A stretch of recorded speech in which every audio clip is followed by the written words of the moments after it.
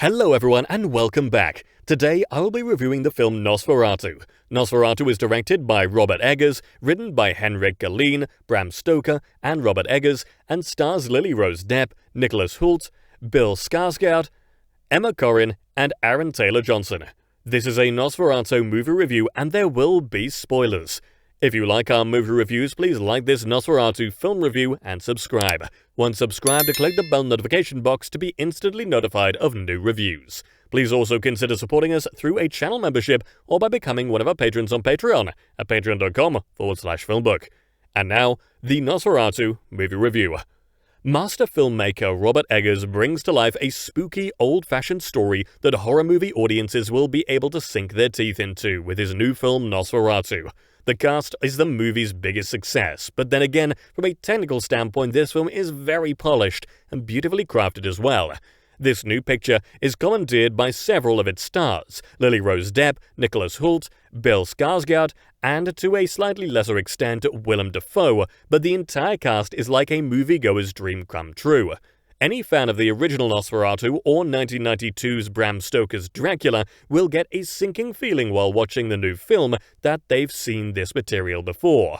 However, thanks to Skarsgård's fresh take on Count Orlok, the movie spins the material in such a way that audiences will be waiting for the money shots in Nosferatu to appear on screen, and when they do, the cinematography captures all the creepiness of this tale in its full glory.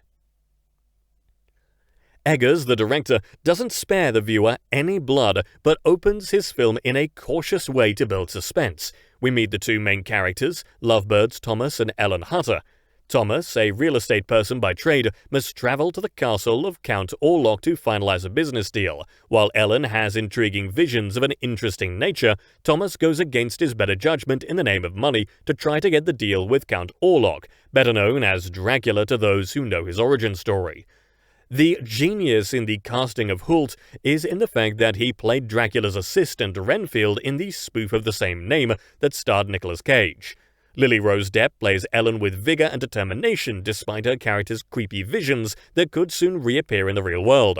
She seems to have a connection to Count Orlok, but what does it signify, and is Ellen doomed to suffer, or is there a way for her to escape a dire fate?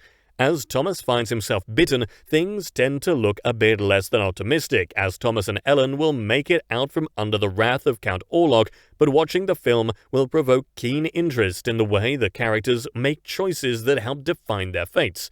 Emma Corrin, as the religious confidant, Anna Harding, may get lost in the shuffle a bit as Lily Rose Depp's Ellen takes center stage and runs away with the movie with a commanding lead performance. Skarsgård is no slouch either. He is the very essence of the word freaky, and Eggers doesn't sugarcoat Orlok in any way, shape or form.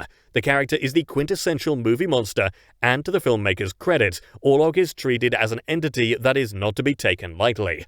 This vicious character means business and doesn't play when it comes to getting what he wants, which could well be the very life of Ellen herself. Rats run rampant throughout the early part of the movie, just to remind audiences that this plot may not be going to end well for those characters involved in the film's main storyline.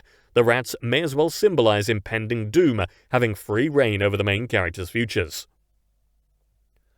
Simon McBurney as Nock, the peculiar boss of Thomas, gets some scenes to chew on. You may think that Thomas and Ellen have a love for one another that cannot be conquered by the actions of another individual, but Orlok has other things in mind than preserving the pureness of their love for one another.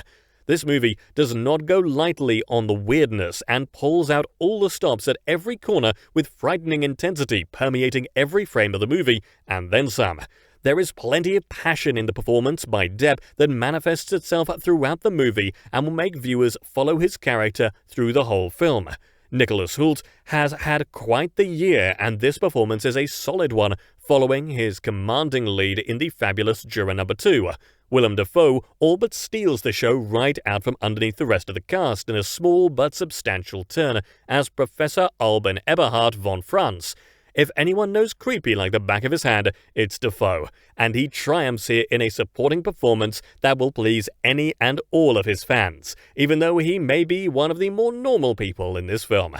Eggers is a filmmaker unafraid to take risks. He makes some scenes talky in the beginning to test the patience of viewers who are eagerly awaiting what he's ready to dish out to the viewer.